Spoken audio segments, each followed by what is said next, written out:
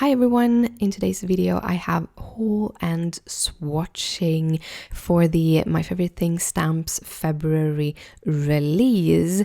I have a few stamps, stencils and such, but the creme de la creme of this package is their newly released inks and cardstock and their re-released inks and cardstock, which after I go through all these supplies here, I'm going to show how I swatch and how I make little cardstock cards to be able to know what I have in my stash. So that you can see towards the end of the video. Now let's get jumping into this little haul. So first I picked up the Road Trippin pattern papers. They are a little bit different from what I usually pick up. However, I really loved how more masculine these papers are, so they will be really good for masculine cards. And I actually have a masculine get well soon card coming up later this week. Then I picked up two stencils. These are Slimline Stencils, so I already have the stencils from before, but it's so good to have a stencil that actually covers the whole Slimline card. And I also picked up these Grassy Edge Hills, which also are Slimline, but I didn't have those before either, so they were awesome. And then we got this for free. You get a die for free if you purchase over $60, and this time it was Elegant Folded Banner, and that actually is released in the March release that's coming up later this week. Today, maybe, if this comes up when it should be. Then I had two stamp sets. I had Super Friend that you just saw, the Feel Better stamp set, which is so adorable and is actually on the card later this week. And then we have the Mice Day to Celebrate, and this is my favorite designer from My Favorite Things, so I really like this. So I just needed to pick it up. Hopefully I can make a whole bunch of cards with it.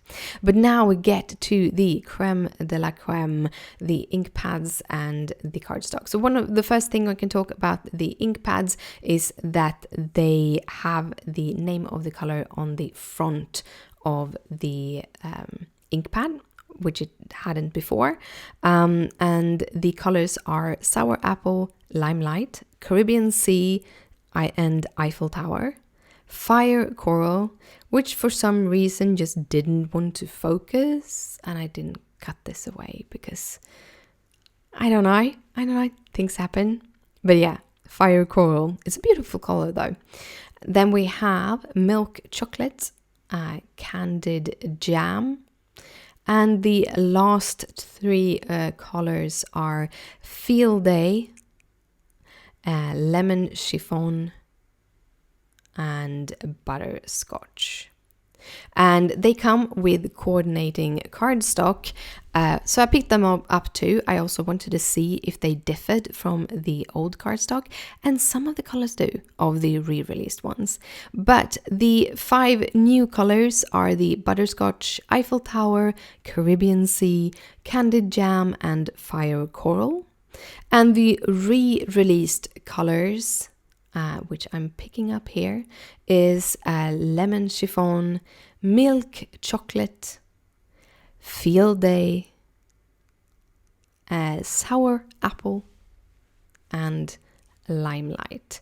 And you're gonna see later in the swatch video, I'm gonna show you the differences of some of these cardstocks, the one I did have on my previous swatches. So when I make swatches, I use this little die. It comes from the Tag Builder die set. I'm gonna link it in the description down below because you can still get it. I really like the size of these. They're like the perfect small size. So I've cut out one tag out of all of the different colors of cardstock, also out of some Nina and some of the smooth white cardstock. I'm gonna put them together with these little metal rings. I do not know where you can find them. I got them when I bought some ribbons. Also, I have one of these hole punches and I made little holes so that the ring would fit better. So when I do swatches, I want to kind of see how the ink stamps. That is why I tried with 2 different cardstocks there to see if the ink stamps differently. So I have one stamp that is solid to see how it behaves, one that have thin lines, this little flower, and then I have a text one, and in this case I have a text that have some thin lines and some thick lines, so it's really nice to see how the ink stamps with those different stamps. So I put them up. So here's the old one. You can see there were no text, and also it has kind of a fabric ink pad. The pad itself is kind of it has a fabric texture like linen or something, while the new ones actually have a foam base. Oh, it's so much ink in them, and the foam makes it so much easier to get the ink on your stamp. So I really, really love it. So here I have a sped up going through all of the different colors. I actually ended up doing more of a kind of a having them all on a row and stamp them factory kind of way later on. I also had some issues when I went from fire coral to lemon chiffon that I actually contaminated my stamp a little bit. Not the ink pad itself, but the stamp. So I would recommend being really good at cleaning your stamp. Also, these ink pads are super, super juicy. So I realized later that I should have gone out and actually cleaned off my little cleaning rug there a couple of times, because like here I'm using there's so much ink left on that stamp chamois that I have because the pigments are so potent in these new inks, and I really, really love them. I really, really love them. This is one of the contaminated stamps. I hadn't cleaned off that one perfectly, so I actually redid that tag off screen later on. But yeah, this took me some time to do, but I really love that I have it, because then I know how the ink looks, I know how the cardstock looks. So if I want to make a card with a colored sentiment, I know which ink I can use and which cardstock I can use. And I'm actually doing a coordinated ink on coordinating cardstock feature on my upcoming card. So I have a lot of details on that card. Here they all are. So I picked them up and I tried to put them in some kind of rainbow color so that I can put them have some kind of order on my little tags. So I'm putting them up, all of them, the way I want to, and there I realized I did them in the wrong directions, or how I did, so I have to reorder them later.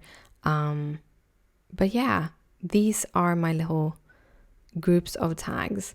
I'm gonna go in and I'm gonna name all of the little colors. So I take a pencil. This is a Copic multiliner. You do not need a Copic multiliner, but it was the one that had the thickness that I wanted, so I just picked that one up, and then I'm just writing the names of the different cardstocks on top of the cardstocks, making sure that I sort of spelled it the right way. You're not going to see me name all of them, but I did just do like little text on them on the back side, and then I'm just adding one of these rings. So this is how you open it. Just click it open, and then you can just add it to your tags. You click it closed and you have a little colored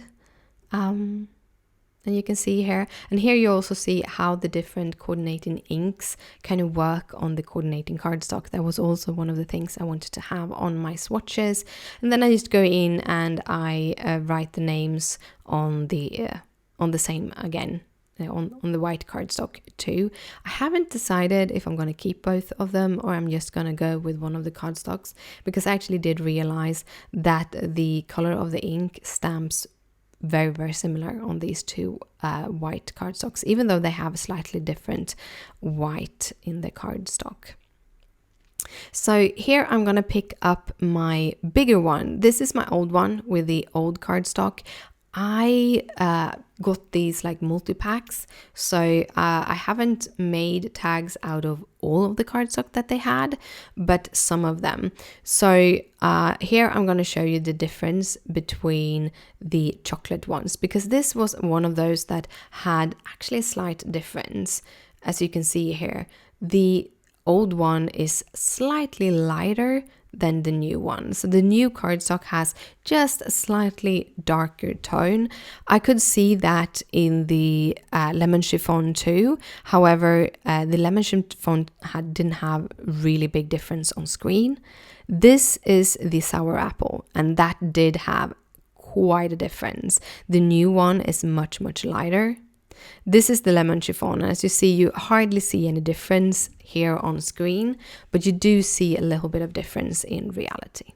But yeah, that was my swatch video. Thank you for watching, and I'll see you later. Bye!